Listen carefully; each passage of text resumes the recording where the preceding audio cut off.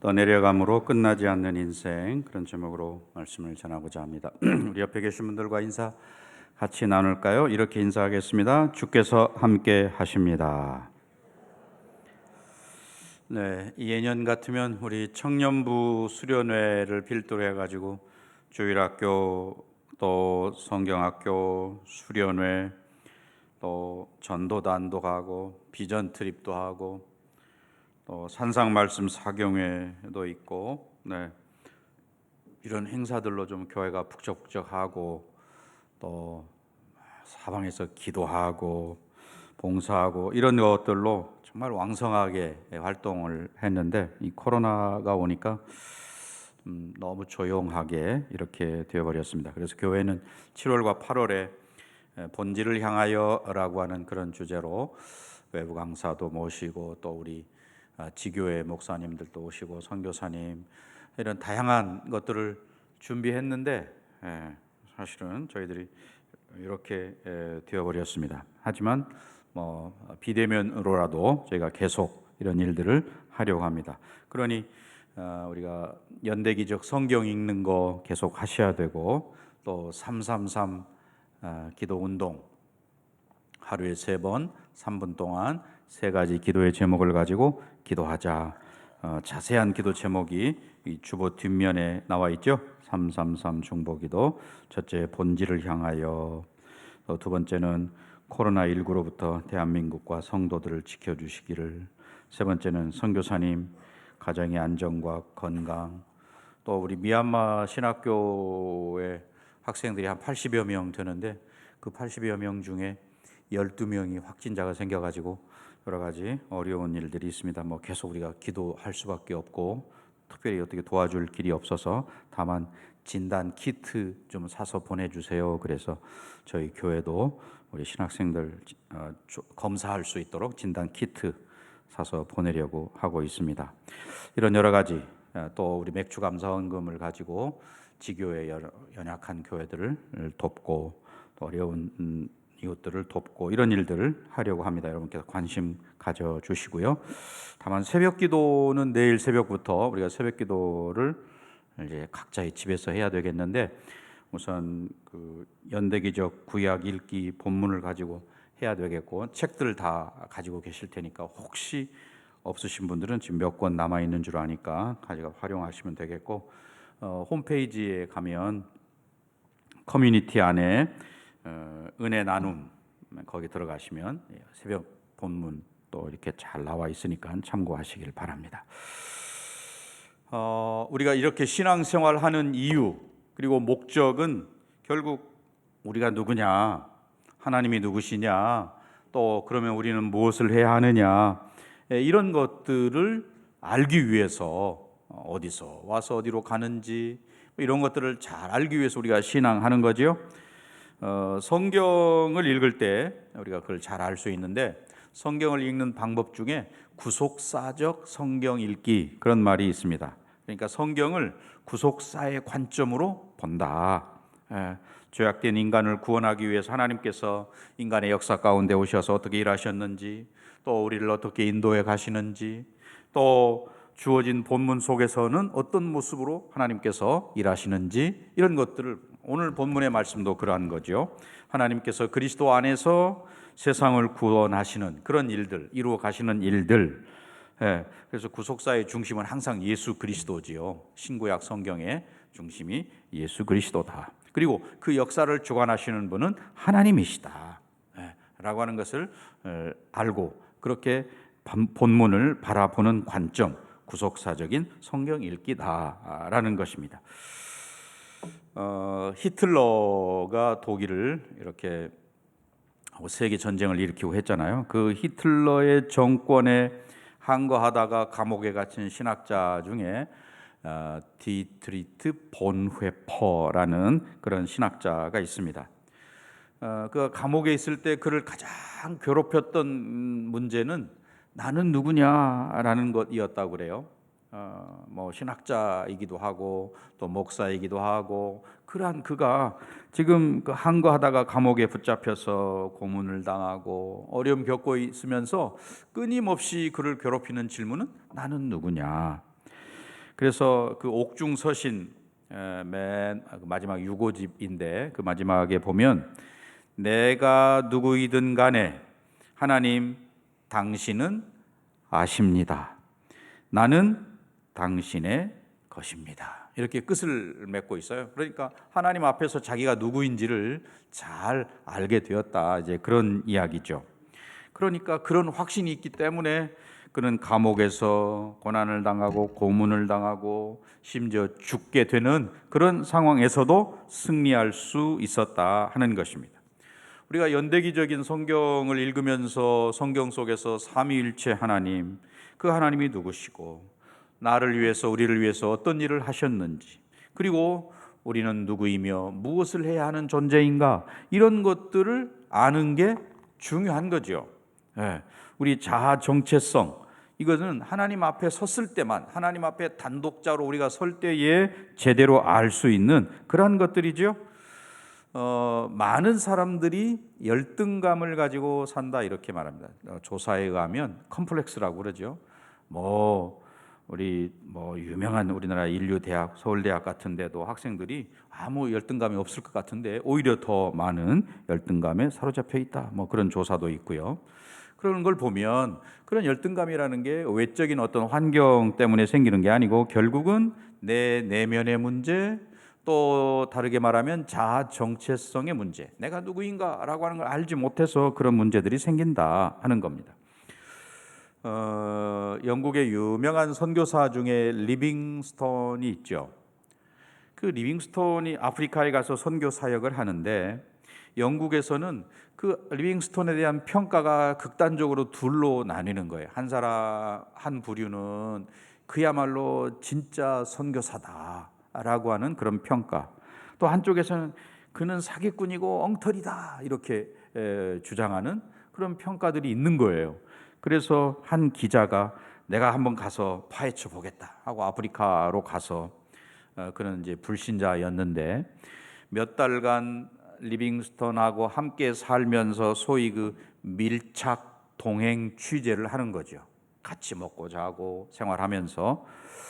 그런데 이 기자가 몇 달 동안 함께 생활하다가 영국으로 돌아가면서는 드디어 신자가 되어서, 성도가 되어서 돌아갔다라고 합니다. 그러면서 그 기자가 고백하기를 리빙스턴은 한 번도 나에게 예수 믿으라고 한마디도 말하지 않았다. 하지만 나는 몇 달 동안 그와 함께 있으면서 그의 삶이 곧 예수의 삶이요, 그의 인격이 곧 예수의 인격인 것을 보았다. 그래서 나도 그렇게 되고 싶어 그가 믿는 예수를 믿게 되었다. 이렇게 간증을 하는 거죠. 리빙스턴이 정말 하나님 앞에서 내가 누구인지를 알고 무엇을 해야 하는 사람인가를 알게 되고 그 일을 할 때에 불신자가 그 곁에 와서 그를 보고 예수를 발견하고 예수를 믿게 되고 했다는 것이죠. 한 번도 예수 믿으라고 말하지 않는. 오늘 본문에 나오는 인물, 성경에 수많은 인물들이 나오는데 그 인물들 가운데 그 출생이 기록된 인물은 그렇게 많지 않습니다. 예수님, 모세, 몇몇 되지 않는 인물들의 출생이 나오는데 지금 모세가 태어난 시대는 어떻습니까? 암울한 시대죠. 오늘날 코로나보다 더한 거 아니에요? 이스라엘에게서 산의 아이가 태어나면 다 나일강에 던져버려라 라고 하는 그런 죽음의 시대에 그가 태어났습니다. 그가 강물에 떠내려 가고 있어도 그렇게 끝나지 않았다 하는 것입니다. 왜냐하면 모든 상황의 배후에서 역사하시는 하나님의 손길이 있었기 때문에. 마찬가지로 저와 여러분이 그리스도인이 되었을 때에 우리는 새로운 피조물이 되었습니다. 마치 모세가 강물에 떠내려 가지만 그가 망할 존재, 아니면 그냥 아무렇게나 흘러 가다가 끝나버릴 인생이 아닌 것처럼 저와 여러분도 그리스도 안에서 새로운 피조물이 되어서 하나님의 백성으로 이 땅을 살아가는 새로운 그런 사람들이라는 것이지요. 오늘 본문에 보면 한 번도 하나님의 이름이 등장하지 않습니다. 또 엄청난 기적과 이사가 한 번도 나타나지 않습니다. 그러나 하나님께서 직접 개입하신 흔적은 전혀 보이지 않는데, 그럼에도 불구하고 우리는 오늘 본문 속에서 놀라운 그런 강력한 역설 또는 반전, 이런 것들을 보게 되는 것이죠. 히브리 산의 아이가 태어나면 다 죽이라라고 하는 바로의 칙령이 이미 선포된 다음에 모세가 태어났으니까 부모는 그를 석 달 동안 숨겼다라고 되어 있습니다. 그러나 더 이상 숨길 수가 없어서 그를 갈대 상자에 담아서 나일강과 갈대 사이에 두었다라는 것이죠. 그 애굽 사람들은 나일강을 생명의 젖줄로 알고 신으로 섬기는 그런 상황이었습니다. 하지만 모세에게는 반대로 죽음의 강인 거지요. 노아의 방주를 연상시키는 그 갈대 상자 속에 모세가 있었습니다. 그는 결국 나중에 바로의 공주에 의해서 물에서 건져냄을 받습니다. 히브리 산의 아이는 다 죽여라, 바로는 그렇게 이야기했는데 그의 딸 공주는 모세를 보고 불쌍히 여기는 마음을 가졌습니다. 그리고 누나의 기지로 인해서 어머니의 젖을 먹으면서 자랐고, 또 바로의 공주가 모세가 성장한 이후에는 그를 아들로 삼고 양자 삼은 거죠. 또 그의 후견인으로 자처하는 그런 일들. 그래서 결국 모세는 어떻게 됩니까? 자기를 죽이라 명령을 내린 왕이 있는 왕궁에 들어가서 애굽의 지도자로서의 그런 리더십 훈련을 받고, 또 어머니 누나의 보살핌 아래 성장하고, 이러한 것들, 이런 과정, 이거는 하나님의 섭리 혹은 하나님의 은혜라는 말 말고는 다르게 어떻게 설명할 길이 없는 거죠.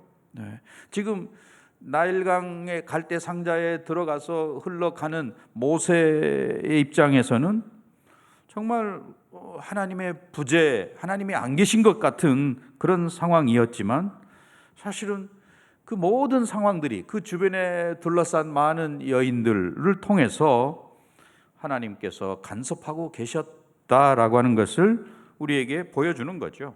아무것도 보이지 않는 그 상황 속에 하나님께서 빛으로 찾아오시는 그런 모습. 오늘 이 시대에는 코로나 백신, 치료제, 이런 것들이 희망이라고 말하지만, 사실은 백신을 맞은 분들도 또 걸릴 수 있고, 또는 백신의 효력은 6개월 정도 간다, 이런 이야기 하는데 그 다음은 또 어떻게 된다는 말이냐, 이런 것들에 의해서 우리는 걱정하고 근심할 수밖에 없는데, 궁극적인 우리의 희망은 그런 게 아니고, 치료제나 이런 게 아니고, 오직 전능하신 하나님, 오늘 본문에 등장하지 않지만 그러나 배후에서 역사하시는 그 하나님의 손길만이 진정한 우리의 희망이라는 것이죠.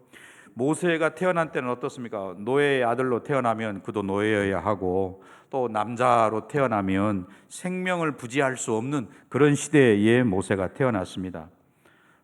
이미 앞에 1장에서 출애굽기 1장에 보면 산의 아이가 태어나면 나일강에 던져라 라고 하는 그런 칙령을 내렸습니다. 지금 갈대 상자에 담겨서 나일강에 던져진 모세, 오늘 이 모세가 하나님께서 어떻게 그를 이끌어 가시는가라고 하는 걸 보면서 우리는 우리의 인생, 우리의 삶을 하나님이 어떻게 이끌어 가시는가라고 하는 것을 발견하게 되는 것이죠. 오늘 여기 본문을 읽으면서 우리가 살펴볼 때 깜짝 놀라는 것은 이 모세를 제외하고 등장하는 모든 등장인물들이 다 여성입니다. 모세의 어머니, 모세의 누이, 바로의 딸, 그리고 시녀들, 모두가 다 여성들인데, 또 더군다나 오늘 본문에서는 한 번도 하나님의 이름이 언급되지 않지만 하나님께서 개입하셔서 그 여성들의 일거수일투족, 미리암 누나는 멀리서 지켜보게 되었고, 또 공주의 마음을 움직여서 모세를 살리게 했고, 또 그 모든 상황들 하나하나가 다 하나님의 섭리의 연속이었다 하는 것이죠. 바로는 이스라엘 백성들의 번성을 막으려고 가정에 사내 아이가 태어나면 나일강에 던지라, 이런 극단적인 아니면 잔인한 결정을 내렸는데, 이건 나중에 우리 신약 시대에 가면 헤롯 왕이 2살 이하의 사내 아이는 다 죽여라, 뭐 이런 명령하고 아마 비슷한 그런 상황이죠. 자, 오늘 1절 본문의 1절 말씀을 우리 한번 읽어 보실까요? 레위 가족 중 한 사람이 가서 레위 여자에게 장가 들어. 네, 그냥 뭐 이름도 없는 한 남자와 한 여자가 만나서 시집가고 장가가고 결혼했다, 이런 이야기입니다. 네, 지금 이 사람의 이름이 누구인지는 나중에 출애굽기 6장 20절 또는 뭐 민수기 26장 59절 이런 데 가면 이제 이름이 나오거든요. 아버지 아므람, 어머니 요게벳이라고 이름이 밝혀지는데, 지금 오늘 본문에서는 그저 이름도 없는 평범한 그런 사람으로 등장하고 있습니다. 그 죽음이 엄습하는 그 시대, 오늘 코로나 시대와 마찬가지로 그런 시대에도 여전히 결혼하고 또 거기서 생명이 태어나고 하는 일들은 계속되고 있는 것이죠. 네. 자, 그 아이 2절 우리 한번 2절 읽어보실까요? 그 여자가 임신하여 아들을 낳으니 그가 잘생긴 것을 보고 석 달 동안 그를 숨겼으나. 네, 그가 잘생긴 것을 보고 나중에 사도행전 7장 20절에 가면 스데반이 설교하는 내용 중에 이 대목이 다시 나오는데요. 그때에 모세가 낳는데 하나님 보시기에 어떻게 했다고요? 아름다운지라. 오늘 여기 본문에는 잘생긴 것을 보고 그랬는데 사도행전에 가서는 아름다운 것을 보고 이렇게 되어 있고요. 히브리서 11장 23절에 보면 믿음으로 모세가 낳았을 때에 그 부모가 아름다운 아이임을 보고, 이렇게 되어 있습니다. 오늘 본문에서는 잘 생긴 것이라고 되어 있는데 신약에 가서는 아름다운 것이라고 이렇게 설명이 되어 있어요. 아무튼 이 잘생겼다나 뭐 아름답거나 다 같은 말인데 히브리 말로 이 말이 토브라는 말이에요. 이 말이 어디서 나오느냐? 창세기 1장에 하나님께서 천지를 창조하시고 7번 계속 반복되는 말이 뭐죠? 보시기에 좋았더라라는 말하고 여기 잘생겼다라는 말하고 똑같은 단어입니다. 토브라는 똑같은 단어예요.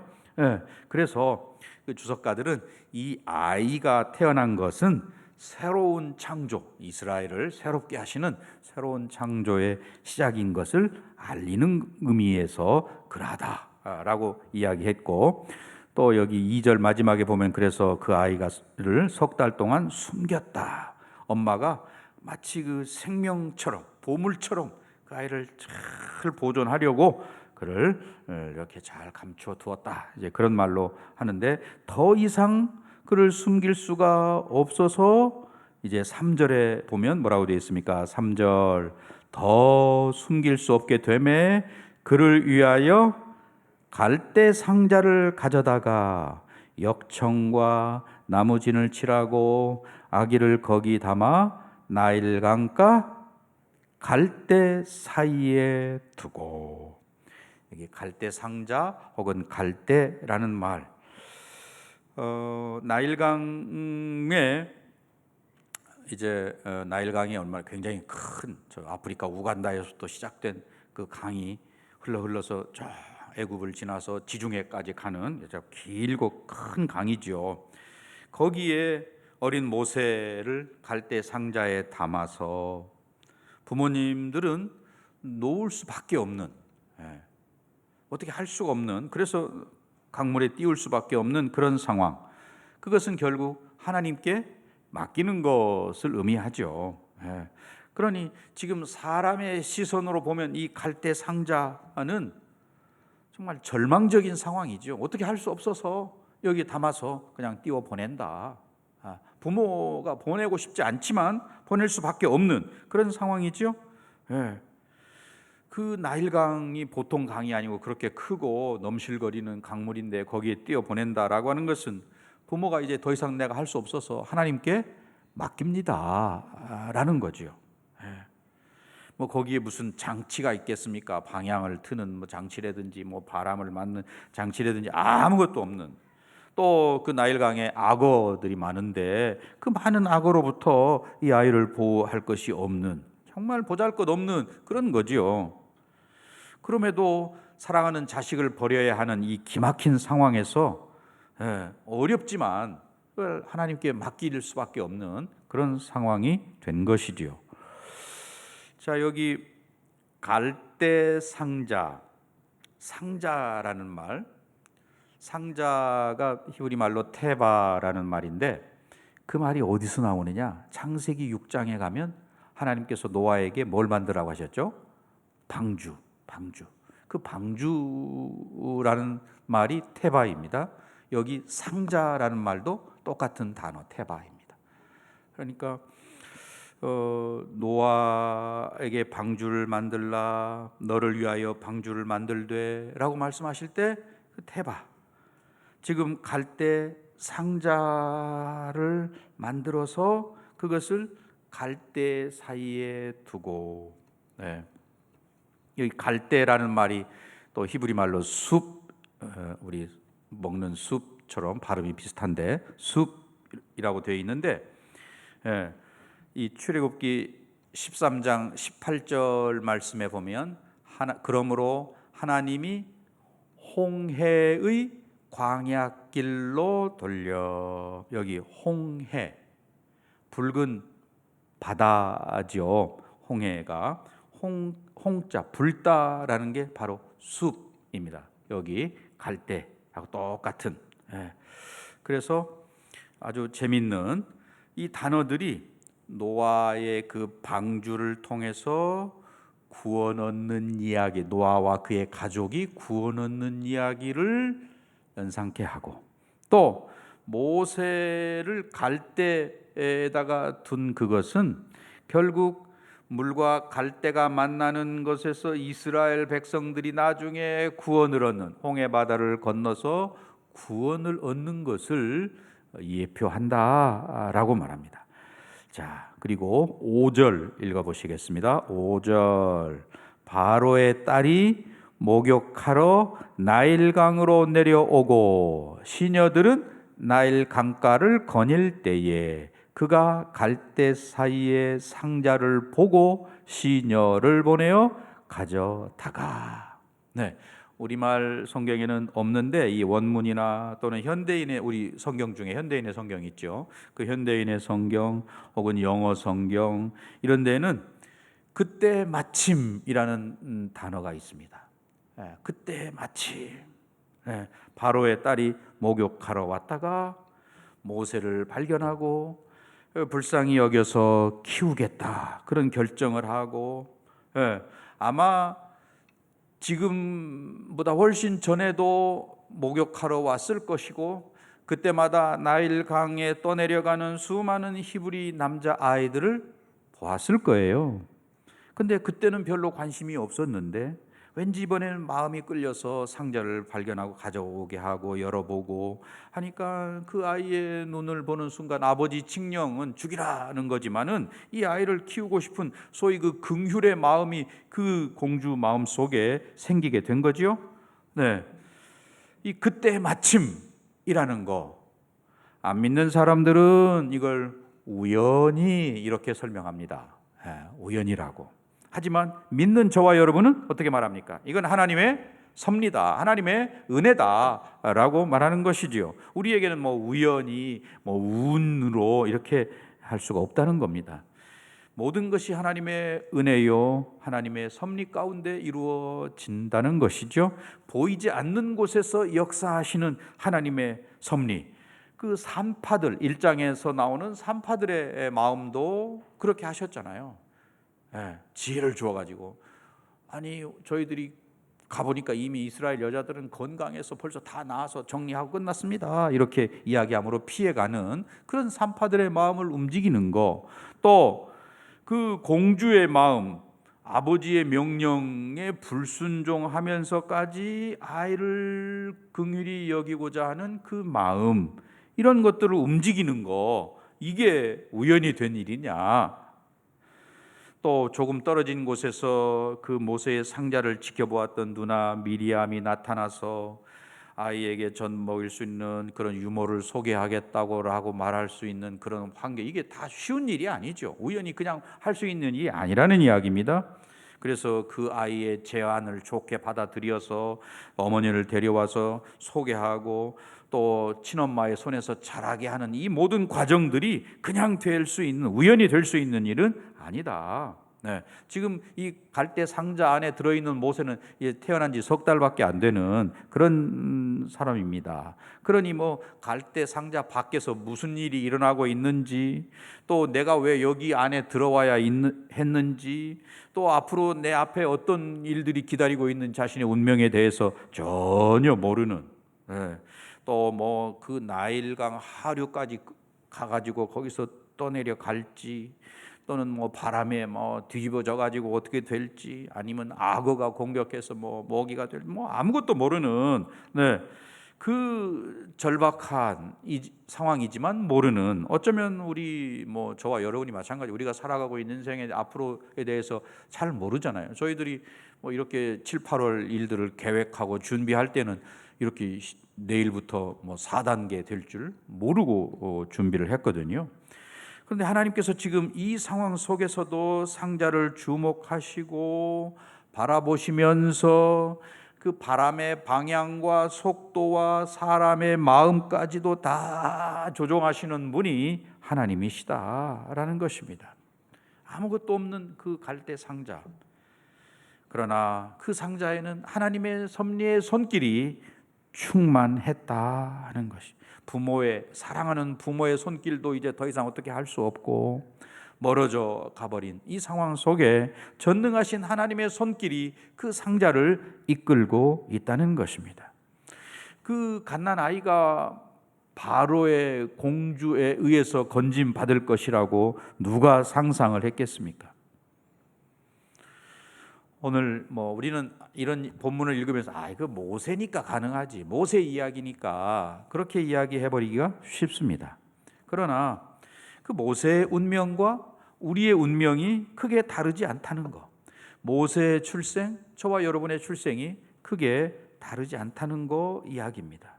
갈대 상자 안에 있는 아기 모세에게 그 앞에 위대한 미래가 펼쳐지리라고는 아무도 상상을 못하는 거죠. 저와 여러분도 마찬가지죠. 우리의 오늘 그리고 내일 영원한 앞에 어떤 일들이 전개될지 사실은 잘 모르는, 세상 사람들은 모르는 그런 거죠. 또 그 상자, 갈대 상자도 뭐 어떤 사람 거는 좀 낡을 수 있고, 어떤 사람 뭐 새 것일 수도 있고, 또 어떤 사람 거는 뭐 아름다운 장식이 뭐 달려 있을 수도 있고, 어떤 사람은 그저 평범한 뭐 그런 것에 불과할 수도 있겠지요. 그 떠내려가는 갈대 상자와 그 안에 있는 어린 생명이 뭐 어디를 보아서 역사를 바꾸고 뭐 하나님의 백성들을 건져낼 자로 보이지 않는 거죠. 그냥 떠내려가는. 그러나 그 떠내려가는 거기에 하나님이 함께 계셨다. 또한 하나님께서 일하고 계셨다 하는 거죠. 자, 10절로 내려가서 우리 마지막 10절을 같이 읽겠습니다. 그 아이가 자라매 바로의 딸에게로 데려가니 그가 그의 아들이 되니라. 그가 그의 이름을 모세라 하여 이르되 이는 내가 그를 물에서 건져내었음이라 하였더라. 네, 이 부분 성경 주석가인 카일 델리츠에 의하면 모세라는 말은 끌어내다, 건져내다라는 뜻을 가진 동사 마샤에서 비롯되었다. 애굽어에서 모라는 말은 물이라는 거고, 그 다음에 우세스, 모세스, 영어에서도 모세스 이렇게 되어 있죠. 그 우세스라는 것은 건져냄을 받다. 그래서 이 모세의 애굽식 이름 모우세스라는 말은 물에서 건져냄을 받은 자, 이런 뜻인데, 애굽 공주가 물에서 건져냈으니까요. 그러나 이 애굽식의 이름이 히브리인들에게로 가면 히브리식 이름으로는 이제 모세 이렇게 하는데, 그 뜻은 좀 영 다릅니다. 건져내는 자. 아까 애굽식에서는 건져냄을 받은 자거든요. 그런데 히브리 이름에서는 이제 건져내는 자로 바뀌었습니다. 그러니까 모세의 사실은 모세의 사명이 그 이름, 히브리 이름 속에 담겨져 있잖아요. 백성들을 건져내는 자가 될 거란 말이죠. 죽음의 강, 나일강에서 건지움을 받은 모세는 이제 이스라엘 백성들을 구출해서 홍해로부터 건져내야 할 사명을 가진 자가 되었다라는 말이죠. 그런 점에서 우리 모두는 영적인 죄악으로부터 건져냄을 받은 자들이죠. 저와 여러분이. 그 중생한 자만이 다른 죄인들을 건져낼 수 있다라는 말입니다. 모세가 애굽의 이름으로 나일강에서 건져냄을 받은 것처럼 우리 모두는 죄악의 강에서 건져냄을 받은 사람들입니다. 모세가 유대인 히브리식 이름으로 건져내는 자가 된 것처럼 중생한 저와 여러분은 이제 많은 죽어가는 영혼들을 살려내는 역할을 해야 한다, 그런 말이죠. 자, 이제 결론의 말씀을 맺고자 합니다. 모세의 업적이 모세를 위대하게 만들었느냐? 그거 아니죠. 모세가 그렇게 위대하게 된 것은 하나님과의 만남이 있었고, 호렙산에서 하나님과의 만남을 통해서 그가 하나님을 발견하고 하나님 앞에 엎드리고 했던 것이죠. 이미 저와 여러분은 예수님을 통해서 하나님을 만난 사람들입니다. 모세처럼. 모세 못지않은 그런 사람들이 바로 저와 여러분이에요. 그러므로 우리는 그냥 그렇게 떠내려 가다가 끝나버릴 인생들이 아니라는 거지요. 하나님께서는 지금도 구원의 역사를 쓰고 계시고, 지금도 모세에게 역사하셨던 하나님은 지금도 동일하게 일하고 계시기 때문이다. 코로나 같은 이 엄중한 상황에서도 주님은 일하고 계시는 줄 믿습니다. 하나님은 우리와 함께 하시고 하나님은 일하고 계시는 거죠. 물에 던져지는 것 같아도 사실은 그 던져진 그 자리에서 건져냄을 받는 사람이 모세지요. 그 하나님, 오늘 또 저와 여러분, 우리가 타고 있는 이 갈대 상자, 내 인생이라고 하는 갈대 상자를 하나님은 지켜보고 계시는 거죠. 그 강물에 아예 떠내려가지 않도록, 혹은 나일강의 파도에 휩쓸리지 않도록, 아니면 악어의 공격에서 우리의 생명을 빼앗기지 않도록 지켜보고 계시다라는 것입니다. 그런 점에서 우리 이사야 43장 1절 말씀을 읽고 결론으로 삼고자 하는데요. 이사야 43장 1절 같이 읽습니다. 야곱아, 너를 창조하신 여호와께서 지금 말씀하시느니라. 이스라엘아, 너를 지으신 이가 말씀하시느니라. 너는 두려워하지 말라. 내가 너를 구속하였고 내가 너를 지명하여 불렀느니 너는 내 것이라. 하나님의 말씀입니다. 모세를 감쌌던, 모세의 갈대 상자를 감쌌던 하나님의 은혜는 지금 강물에 떠내려가는 것 같은 우리 인생들의 밤에도 찾아오셔서 여전히 두르고 계시고 지켜보고 계시고 보호하신다라는 것이죠. 이 코로나 상황에도 여전히 역사하심을 믿는 저와 여러분, 그 하나님을 신뢰하는 우리 모두가 되시기를 바랍니다. 질병으로, 때로는 경제적인 어려움 때문에 떠내려가는 것 같은 그런 상황에서도 전능하신 하나님께서 모세의 갈대 상자를 지켜보신 그 하나님, 저와 여러분을 지켜보고 계시다. 우리 모두는 이 코로나에 떠내려갈 인생이 결코 아니다라고 하는 것을 믿는 우리 모두가 되시기를 주님의 이름으로 간절히 축원합니다. 기도하겠습니다. 이 시간 우리 잠시 한번 함께